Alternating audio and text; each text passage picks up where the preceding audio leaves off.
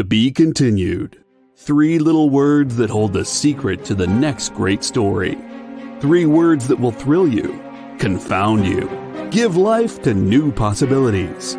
Every variation of To Be Continued is a promise of adventure, a promise of excitement, a promise of unseen wonders and unexplored worlds.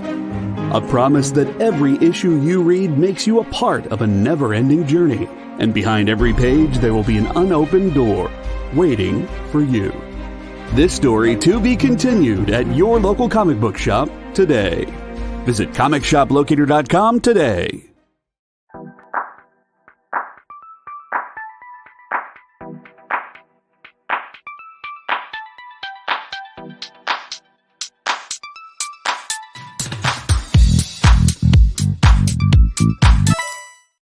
Today's comics market is ripe with new titles by creators who are determined to get their books into your hands. My name is Onrie. For the last decade, I've been making and selling my own creator-owned comics and dealing as a collector in live sales. My signature series, Yi Sun Shin, is the book that cannot be defeated in battle and has over 250,000 copies in print. Now I'm taking comics to the next level and laying the groundwork for my fellow creators to get their voices heard so they can connect directly with you. This is your chance to engage live with top comic book talent and get your comics signed without having to wait in long lines or pay any fees. But remember, we only have a limited amount of their books in stock, so always remember to call it as you see it. You're watching Virtual Signings with Onrie, the live event show. What is up, everybody? Welcome back to Virtual Signings with Onrie, the live event show. I am your host, Onrie Kompen. It is great to be here on the EXP with you guys. I have 2 rock star guests today. And before I bring them in, I got to say, I have just been so incredibly overwhelmed and excited about everything that is going on right now in comics. This is a very exciting time to be in this field. And this evening, I'm going to be on CBSN. I'm going to be filling in for another dealer.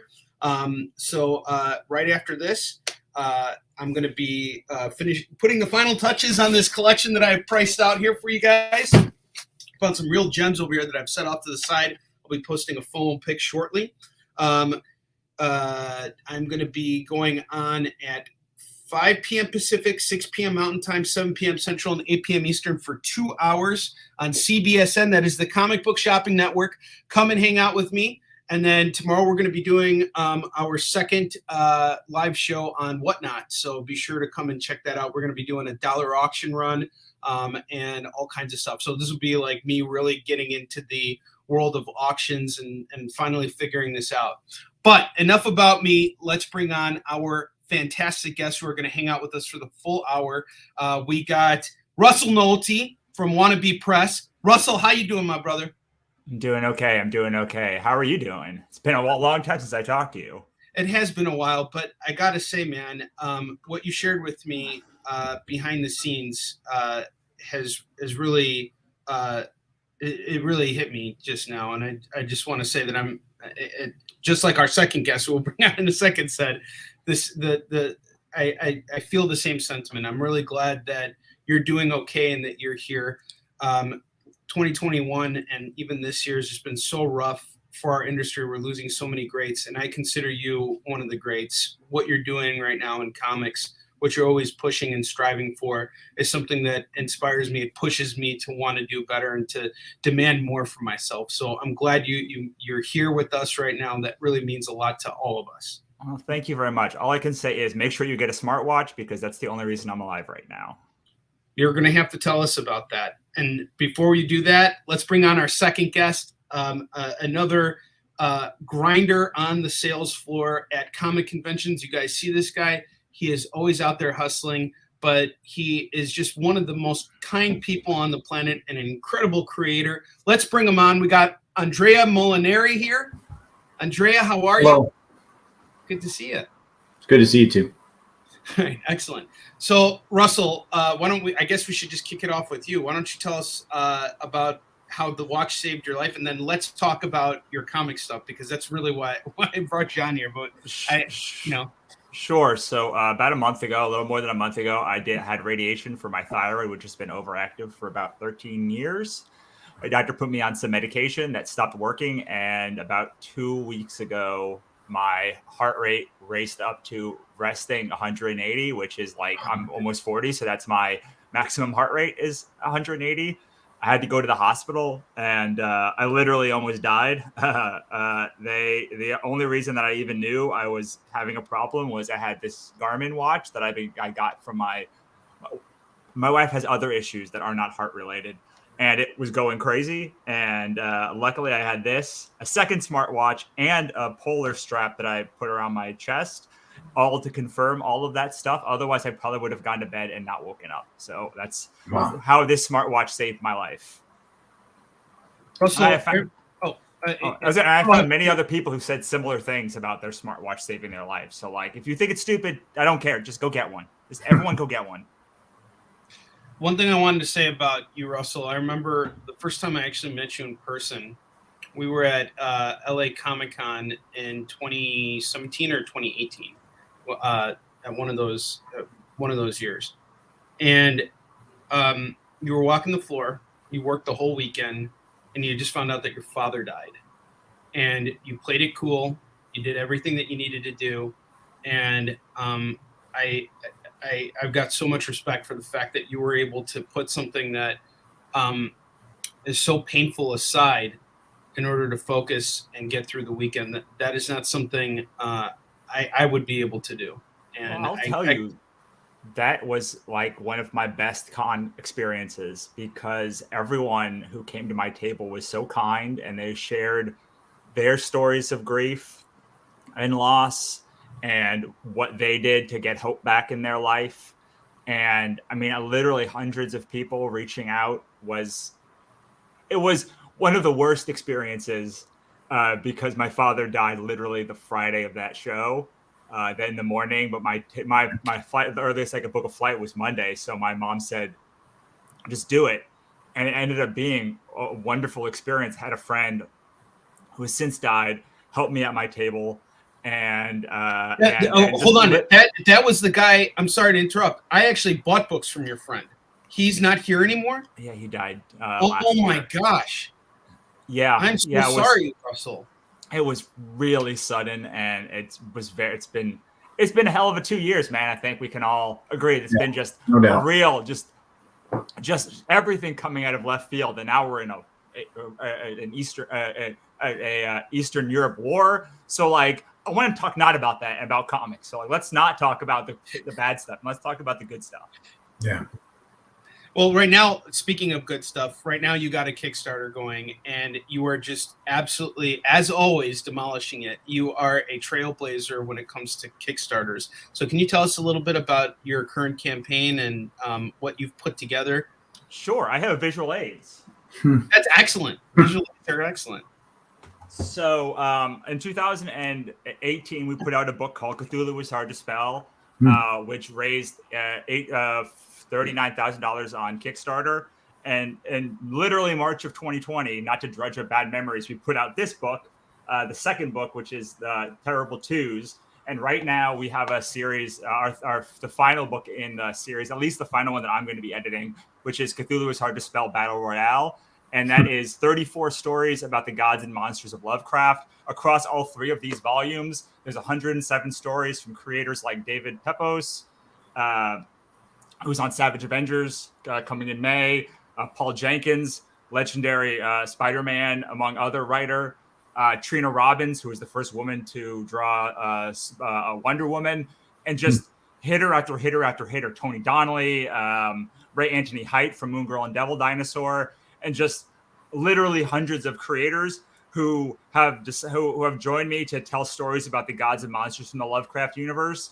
And what is different about this series that I've never seen before is there are hundreds of anthologies about Lovecraft's work, remixes, rehashes, all sorts of stuff, but they generally all focus on the horror aspect of it.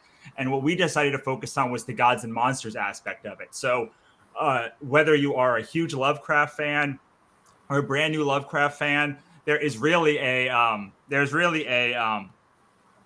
something for everyone. We have everything from the origin of the Lovecraft universe all the way to stories of God and to Orn and Nunqua in marriage counseling, to the story that we did for this anthology, me and Eric Lervold, who's been with me since the beginning of my anthologies, is we did a basically wrestling match between God and between Zeus and the mythological gods versus the Lovecraftian gods for the fate of the universe.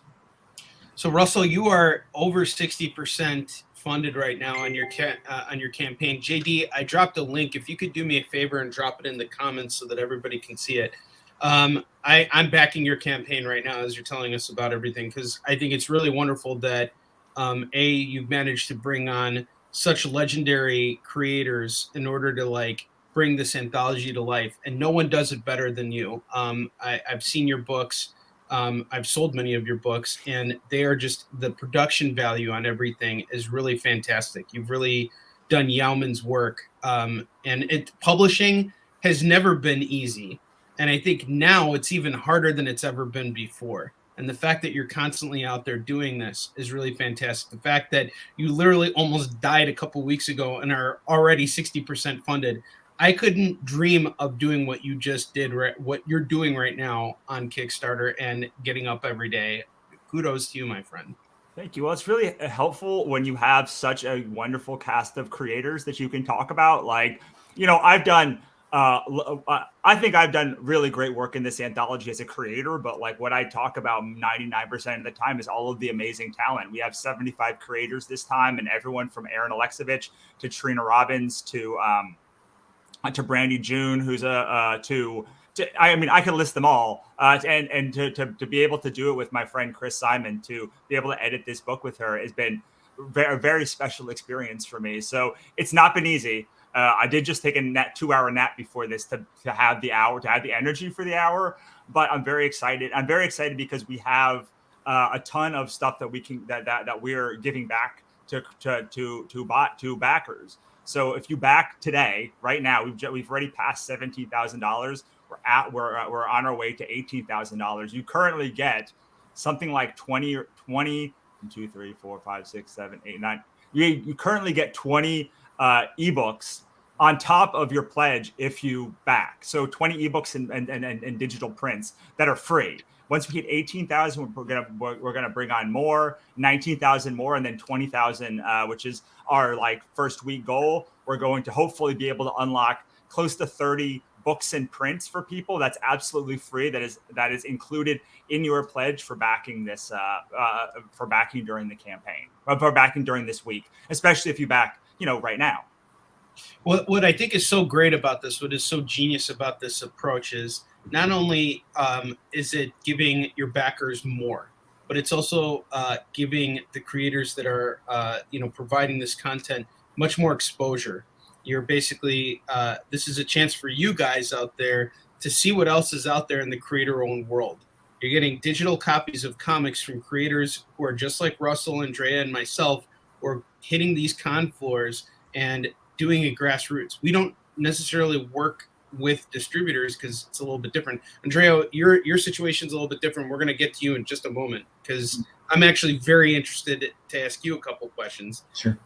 But nevertheless, it's very hard to get your stuff out there in front of people. The fact that Russell is just opening these floodgates for you guys simply for helping him reach these goals is really incredible. So Russell, kudos to you, and we're going to come back to you in just a moment. I want to start talking to our man Andrea over here.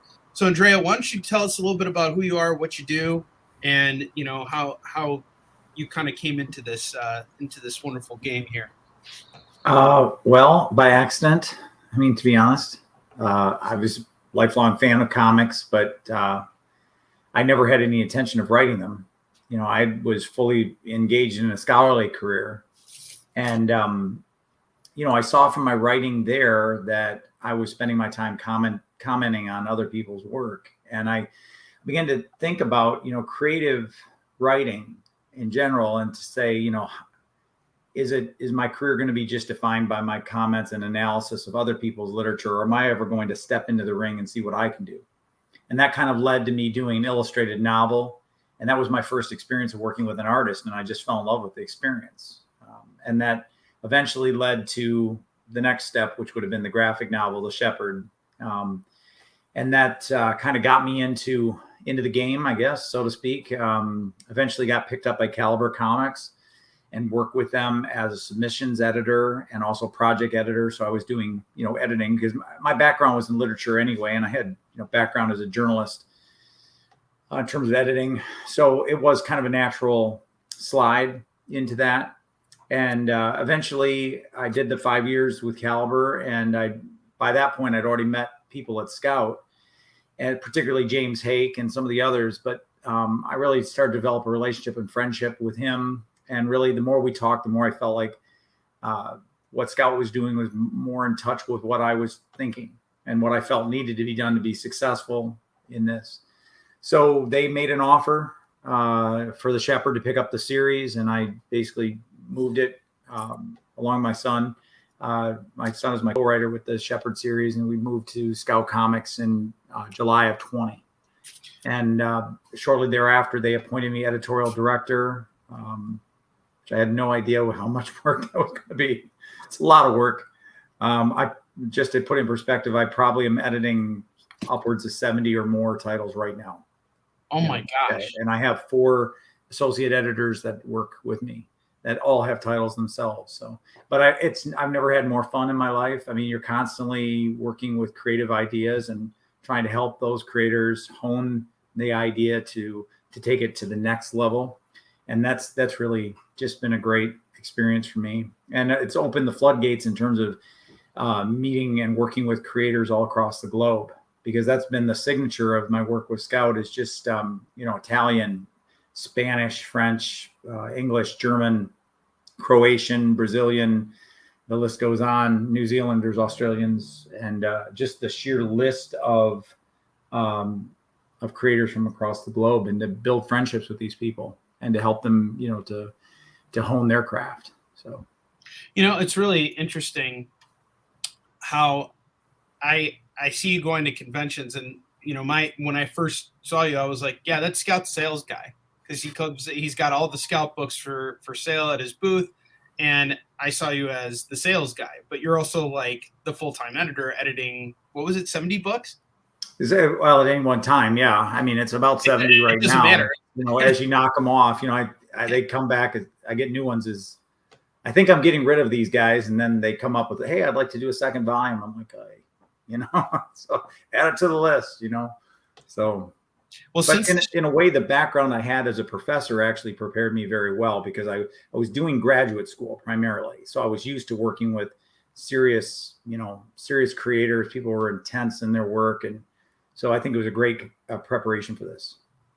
So can you do us a favor? Can you show us The Shepherd and give us the pitch, and let's see the inside work? And Andrea, are we allowed to call this book right now? Like, if, for example, we have a viewer who wants to buy your book right now, do you have books that we can sell? Oh, yeah. Okay, yeah. Wonderful. Excellent. So guys, we're going to open the floor to this. Russell will do the same for you if you'd like. If you guys want to call these books right now, all you got to do is just claim it in the comments section, and we will take care of invoicing and have your book shipped out to you. So, Andrea, why don't you go ahead and take it away? And JD, can we give Andrea the full screen so that we can see the inside of his book?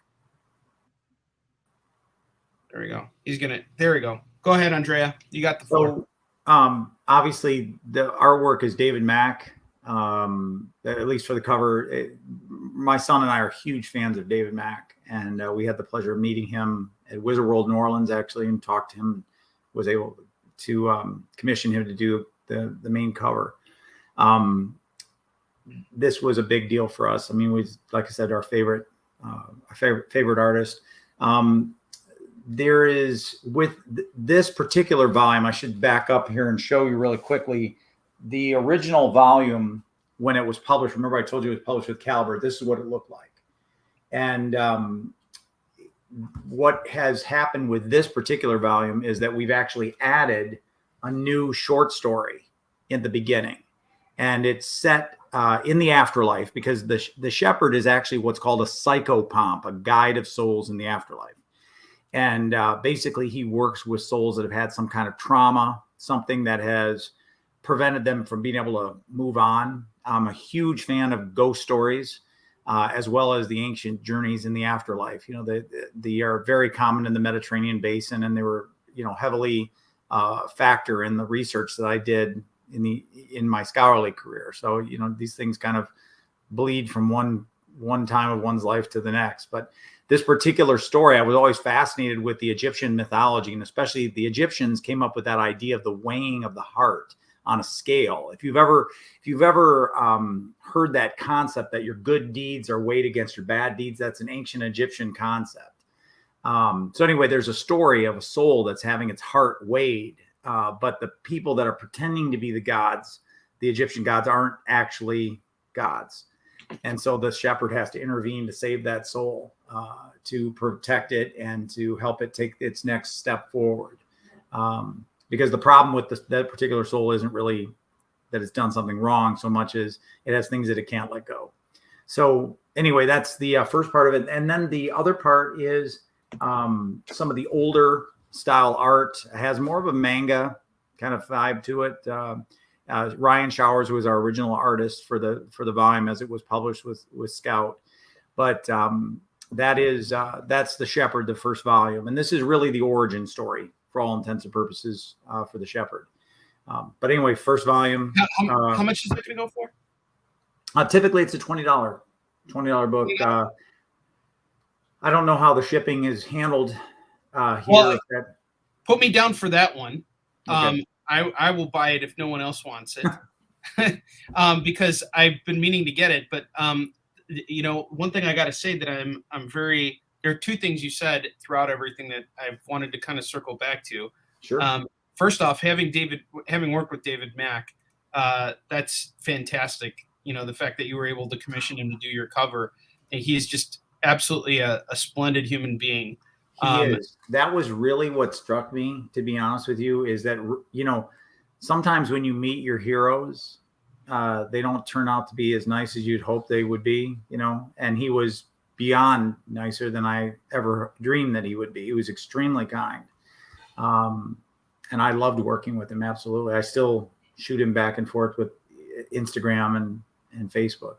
So that's excellent. Well, Andrea, just put me down for it. Okay. And what we'll typically do with shipping is, if anybody else is interested, just anything from here on out, just throw it in a box, send it to me. However you typically ship it, I'll take care of it on my end, and then I'll ship to everybody else. So if you are a regular shopper with me, you could build a box. You can start building a box, or if you have a box already and you're waiting for stuff to be shipped out, you can add this to it. But I'm very excited to check out The Shepherd. This looks like it's going to be a wonderful read, and I'm really into ghost stories too. And JD is also calling a shepherd, so we got a second one. So JD, you just paid off your invoice yesterday. I'll add this to once I get it, and then I'll ship everything out in one fell swoop.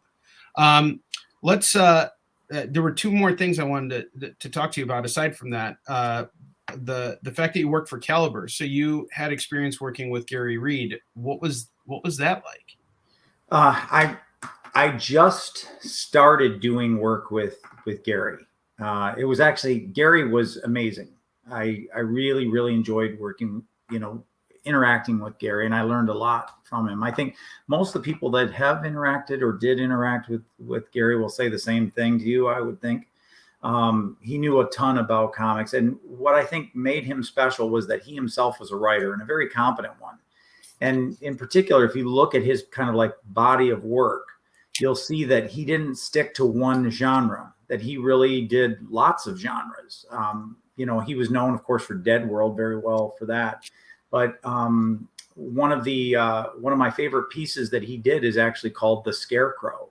And the Scarecrow, the way I would describe it to you, is he's kind of like a Zorro type figure, but set in the American Revolution, dealing with the injustices of the British forces that as they perpetrated on the colonials. and the Scarecrow kind of intervenes on behalf of the colonials. But that's actually my favorite piece that I ever read of Gary Reed. But he also did things like the it was Storyville is what came to mind. It's a story about a serial killer, famous serial killer in New Orleans. So here you have a guy who does, Dead World zombie stories, and then you have a guy who's writing kind of like a Zorro-esque type of book, and then go from there to serial killers. So, great diversity and competence across that spectrum of genres and more, but just using those as samples. So excellent. Russell, let's circle back to you. You've shared some of the insights of Cthulhu is hard to spell, but you have such a huge, large, prolific body of work. JD, can we give Russell the screen? And Russell, if you want to show us anything else, anything out of your library, please, the floor is yours. Sure. So this is virtual signing. So I put together 2 bundles for you guys. I can't do anything with these, obviously, because they're on Kickstarter right now. So if you want these, you can go to CthulhuIsHardToSpell.com and just pledge for them at the level that you want. And that will be awesome. You're going to help us. You would help us break through our $18,000 goal and give more free comics to everyone who backs by Sunday. But I have 2 other worlds. The first one, if you like Lovecraft, is my Ichabod Jones Monster Hunter world. Ichabod Jones Monster Hunter, we're finishing this series later in the year. It's 3 volumes currently. It's about a psychopath that escapes a mental asylum and becomes a monster hunter, but doesn't know if he's killing monsters, humans, or it's all in his head the whole time. So it's pretty gruesome, drawn by Renzo Podesta. But you don't know if he's killing monsters, humans, or it's all in his head. So it's a very trippy book. If you like Lovecraft, he gets out on this out into the world. That's in the second volume, and you meet wizards and nightmare elves and huge scorpions and dukes of hell, and it's kind of all in service of trying to end the apocalypse and get everything back. But the cool thing about it is, or the big philosophical question is really, if he saves the humanity, he's going to end up back in an asylum because he's objectively bad. He's a serial killer who has killed many, many people. So does he keep helping to save the world, or does he become this hero in the new normal? And then also, is there anything that you can do in your life to redeem the bad that you've done? Is sort of the thing that I talk about a lot in this series. And these books are usually $30 a piece. I'm doing a deal, all 3 for $60, only for the next, while I'm on this show. The minute this thing ends, I'm not going to make that deal. They're usually $30 a piece. You can pick up 1 for $30. You're basically getting buy 2, get 1 free. That's an insanely awesome deal, folks. Jump on this. Russell is not only writing this, not only editing this, he is publishing these books, and he's giving you guys a really great deal. You are getting 3 books for the price of 2. This is an insanely great deal. Jump on this. Ichabod Jones is a big seller for Kicking It. Please jump on this. This is a great deal. It's the book that really has been the most sustaining for us over the years. It's not our biggest seller, it's not our best seller, but it's the one that has the most rabid fan base. But as they say, that's not all. I have another universe called the Godsverse Chronicles, which has 3 graphic novels in it. The Godsverse is a series where all gods are real. There are 7 and soon to be 12 novels in that series. But there are 3 graphic novels. The first one takes place in medieval times. It's about a pixie who comes back from the dead to seek revenge on the king that killed her, taking place in the time of Velasca and drawn by Nick Torres. The second most popular one is Katrina Hates Dead Shit. It is it's set during the apocalypse in 2018. And this was done 2011. So I didn't know back then that this how prophetic it was going to be, but it's about a girl who gets sick of living during the apocalypse and sets out to hell to kill the devil, drawn by Juan Frigeri, who drew who's a fill-in artist or he's an artist overall for Marvel and has done some amazing work on Renew Your Vows, among others. And then finally, this is set in the 1980s, and it kind of is the first book in the universe once everything is released. It's about a Nephilim who Nephilim criminal who accidentally saves the Antichrist and has to keep her alive until morning to stop a bloody cult from using her blood to open a portal to hell. And it's drawn by Camry Lapka, who's a relatively new artist on the comic scene. But I just love this book so much. And same deal.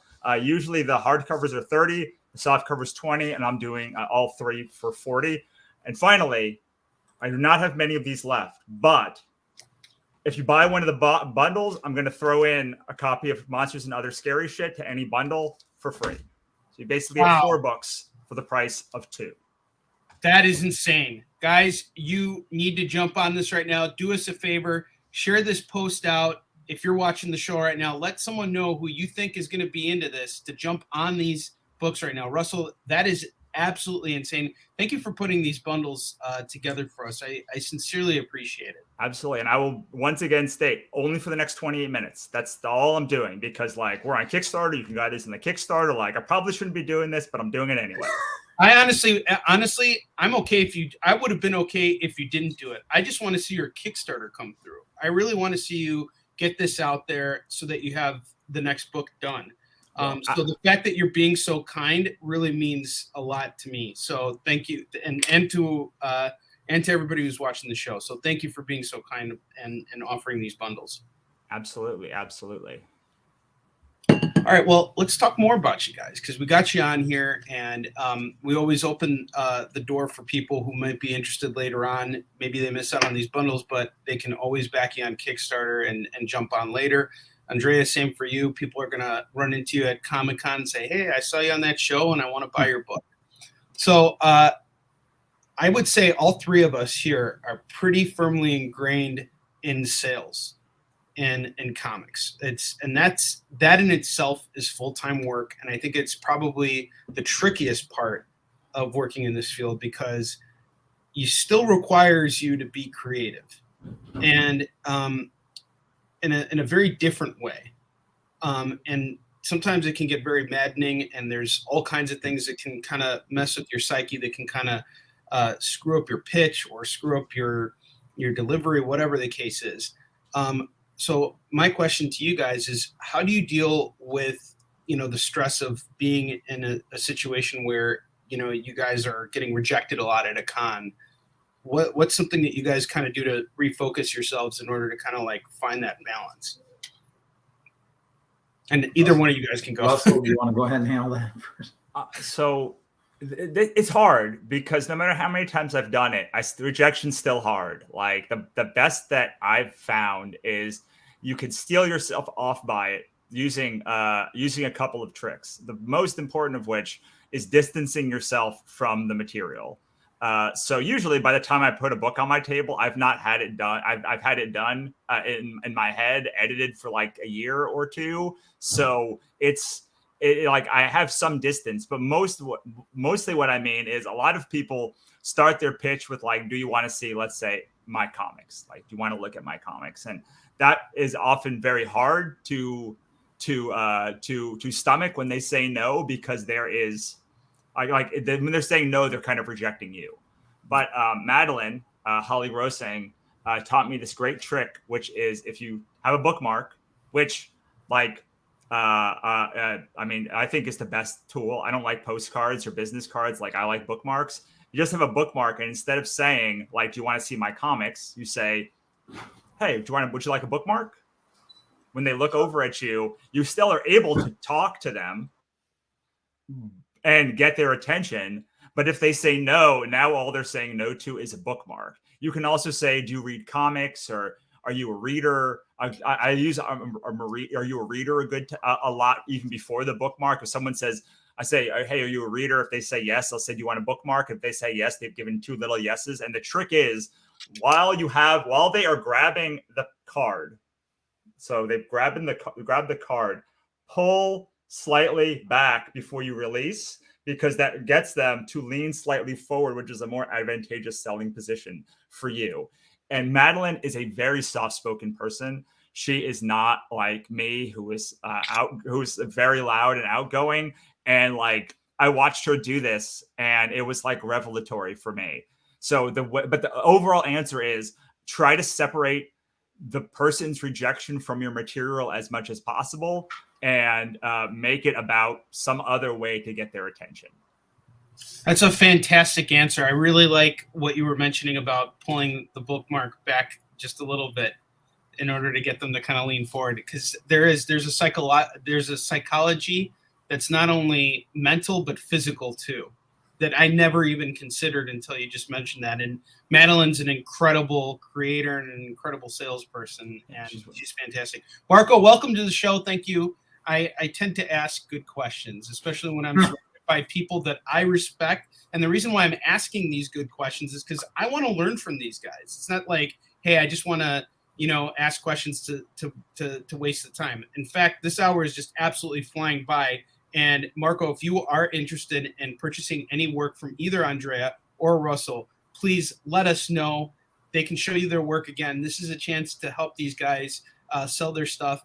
And do me a favor, just scroll up a little bit. And you can see the Kickstarter link to Russell's current campaign. Better than buying this bundle, go to his Kickstarter and support it. Everything goes to Russell. That is how you support independent comics. Now, Andrea, let's take that same question over to you, and if you can answer it for us, that would be wonderful. Well, I was going to begin by saying that guy Marco, that rather questionable gentleman there in the chat, Marco Fontanelli is actually the author and creator of King Jira. I don't know if you've seen that. It just came out this week from Scout Comics. It's pretty badass. So if you just a second here, I'll show it to you. I've got a few of them here. Please do. Well, I should mention, when you pull them forward, you have to ask something like, have you seen my books before?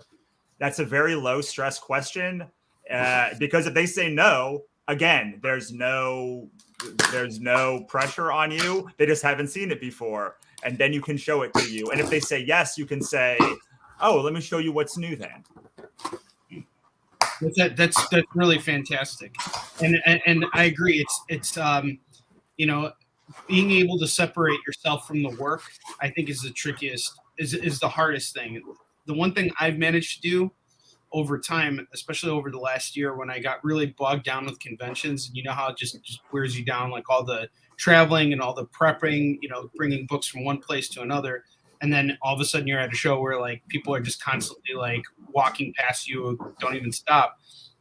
And so just kind of understand that, hey, there are times when I'm in their shoes and I'm walking by and there's some guy trying to sell me, Dish TV, Dish Network stuff. And, they're in the same position that I'm currently in, and I'm walking right past them. If those guys still have smiles on their faces. So if they can do it, I can do it, And this, what I'm selling is much more fun than what they have to sell. They have to sell packages. So not only do they have to hook you in with the pitch, they have to get hundreds of dollars out of you and make you an ongoing customer. That is not an easy job. That is hell. It is absolute hell. Yeah, well, and you have it's also important to remember every no gets you closer to a yes. So like if you just stop, you definitely will not make that sale. Yeah. Yes, you're right, 100%. Andrea, please. Well, this is the book that I was telling you about. This is Marco's product. This is the A cover for King Jira. And basically this is kind of a spoof on Godzilla, of course. And the whole idea is that he's destroying the city in search of pizza, which I think we've all been there. I want it. Throw it in. But what makes it particularly powerful, I'll show you some of the art here, is that it's a wordless comic. And whenever there's noise, we have obviously the sound effects, but we pair the sound effects with color so that you have these splashes of incredible color. This is an example here that Marco is inserted into the artwork. I don't know if you can really, if the film does justice to it. I see it perfect. I still don't think it does justice, but I get the idea and I want to study this. Please put a copy aside for me. If you can, right. I'm not sure if you can or not, but yeah, no, I can do that for you. And then there's a couple of this is one of the variant covers that we have for King Jerry. We actually have two of them. One is, Marco, help me out here, Ponticelli and the other is, I'm trying to remember the other one, but both of the guys, if I remember correctly, are both, Landini and Ponticelli are the two variant cover artists, and both of them are associated with Godzilla. So, I mean, they're friends of Marco, and I just thought that was kind of a cool idea. But anyway, that's who that character Marco is in the chat. Very talented young man, very talented. He has another book coming out with Black Caravan, coming out this spring, called Pentagram of Horror. It's an anthology series of one-shot horror stories. It's very good. This guy's got a lot of talent. There you go. Stefano Landini and Alberto Ponticelli are the two variant cover artists. Thank you, Marco. So anyway, what I just did right there is the answer to your question. I have let go of needing to sell my book, and I do sell my book. But the reason why I carry all those other Scout titles at the table is because I'm interested in selling those books.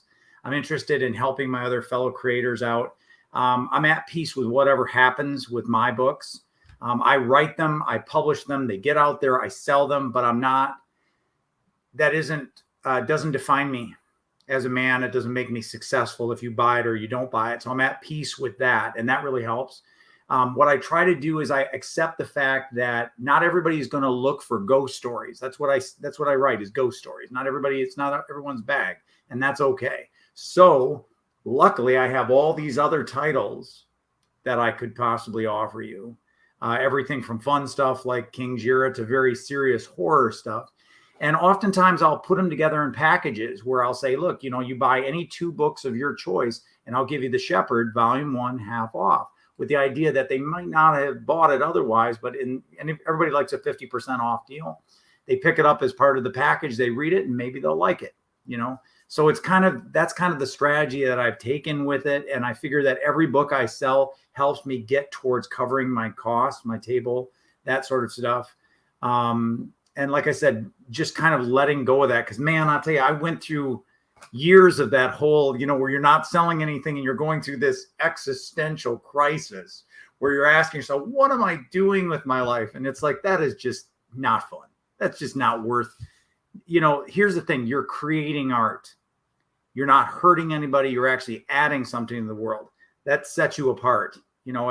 As Russell's talking about all the stuff that's going on in the world right now, there are a lot of people that are tearing stuff down, and creators build things. We give things to people. We make things and try to make other people's lives better, So that existential crisis, let it the fuck go. Excuse my French, but let it go. We because we're on the network, we typically try and avoid it, but we always give leniency to creators. So if it's a first time guy, you know what, it was well said. And I have to say, I'm deeply touched by what you just said, because you're 100% right with everything that's going on right now, especially in Eastern Europe. My family actually traces back to the Ukraine. My grandfather was from the Ukraine. He was born there and raised there, essentially. And Kharkiv is where he's from, and we have a lot of family from Kiev and everything. So it's really tough to kind of separate it. My wife is from Kazakhstan. And Kazakhstan had its own big, huge revolution about a month ago.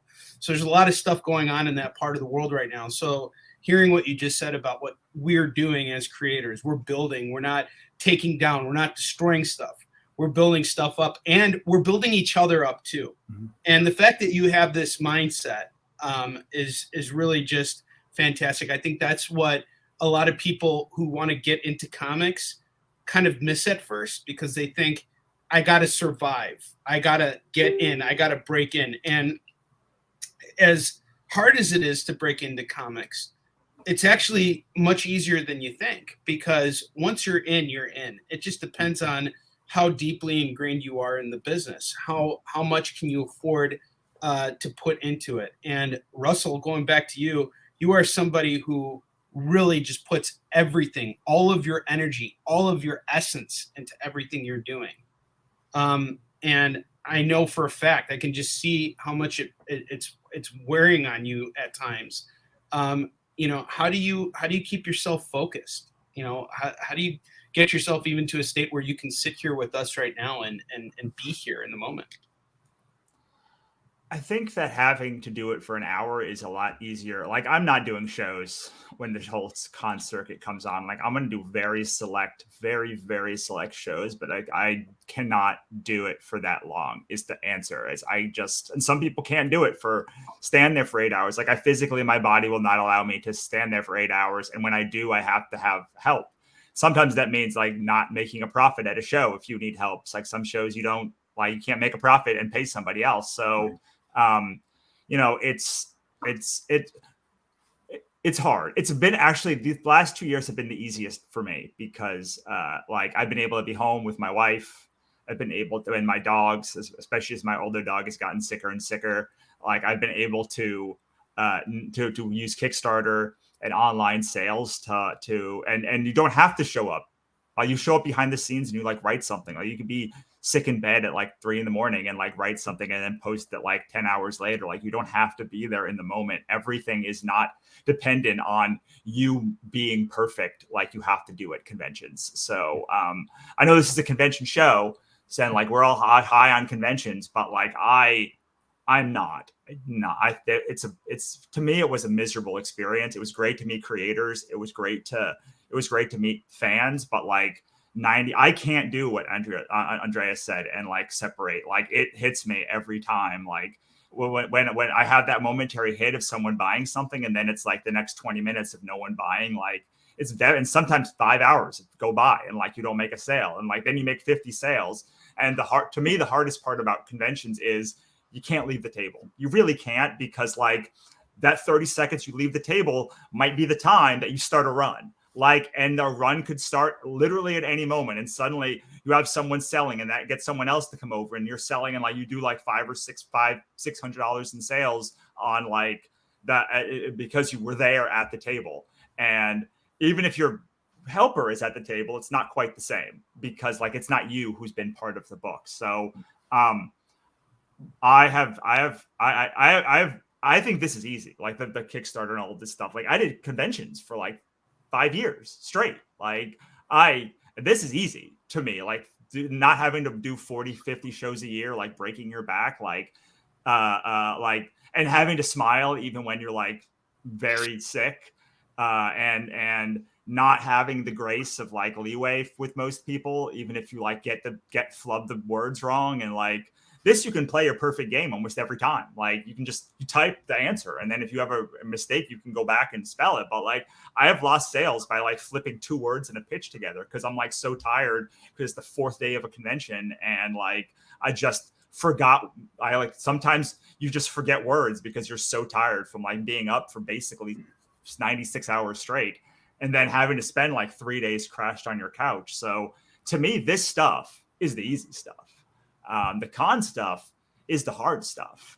The getting up and doing that. It's harder to make the sale online, but the effort you have to put in to make that sale, the physical effort, is 5%, even though it takes 10 times the mental energy to put to get that sale. So I'm very appreciative of conventions, because they built all of this. I wouldn't be anywhere without conventions. You have to do conventions when you're a young creator. I feel really bad for the creators in the past couple of years, because it's very hard to make friends online.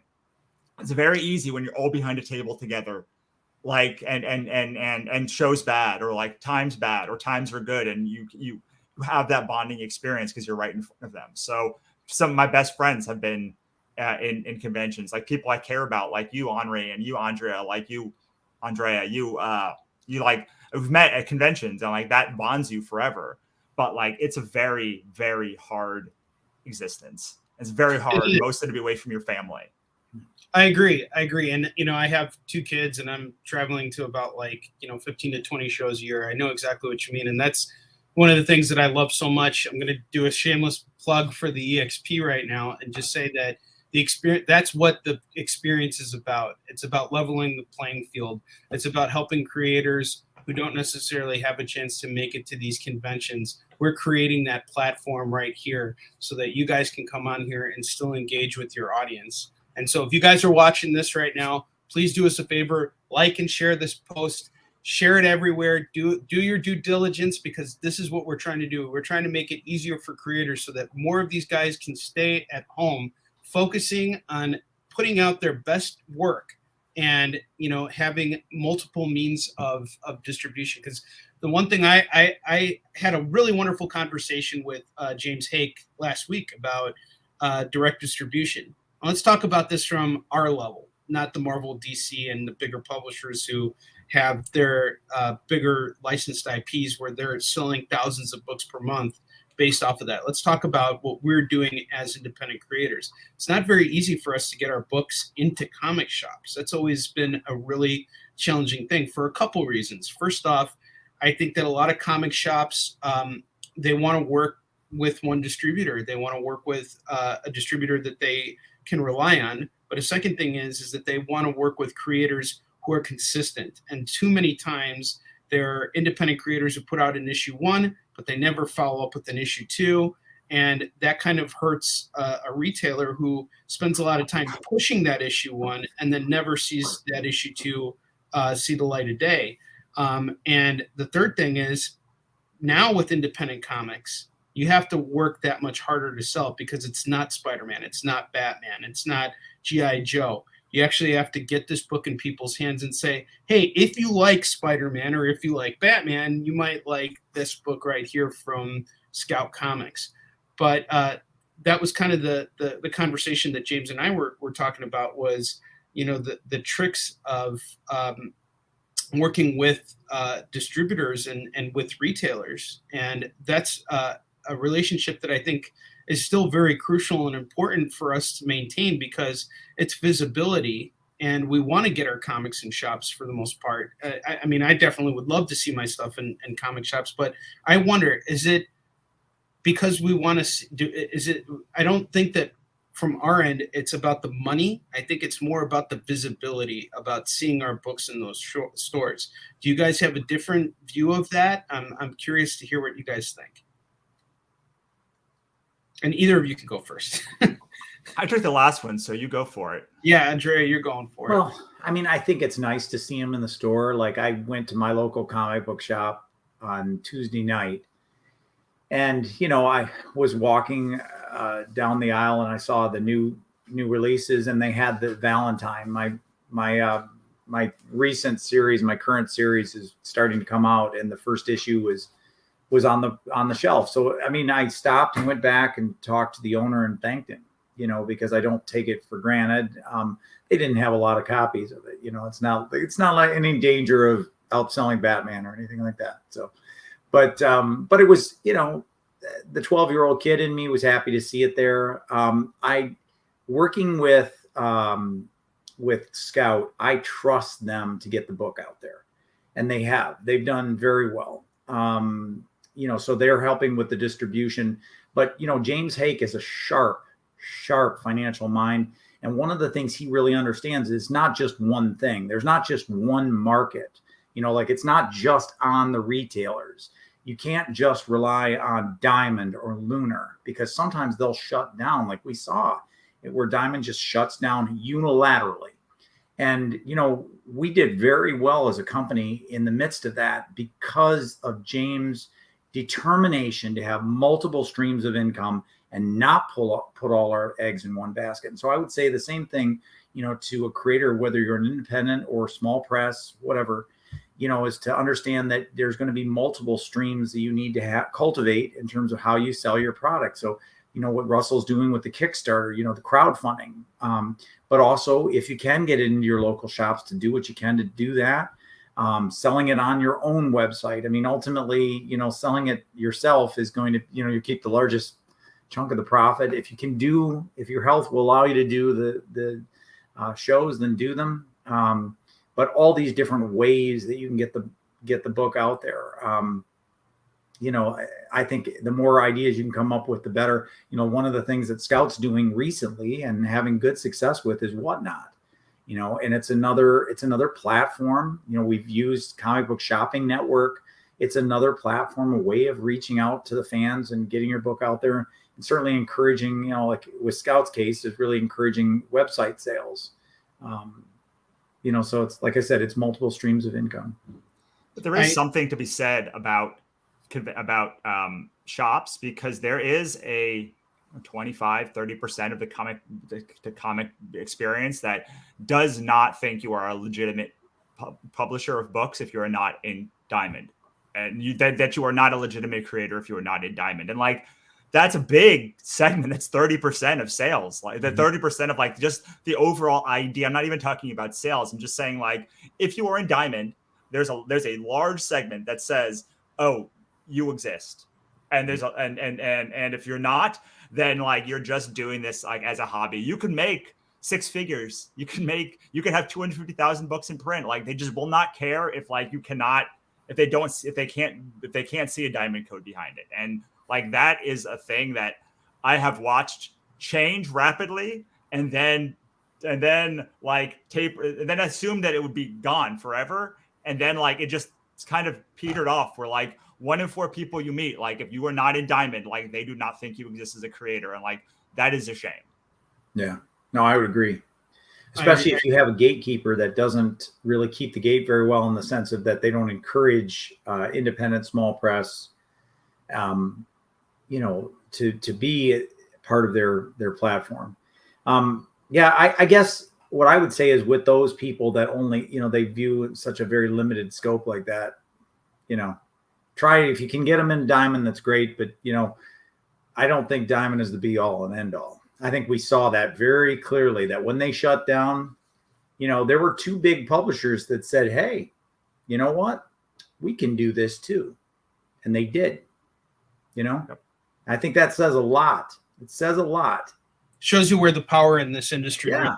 And I think it's been ceded in a lot of ways. The power has been ceded to some of these distributors, and that needs to get rethought, because the for what they do and the chunk that they take, it's disproportionate, And yeah.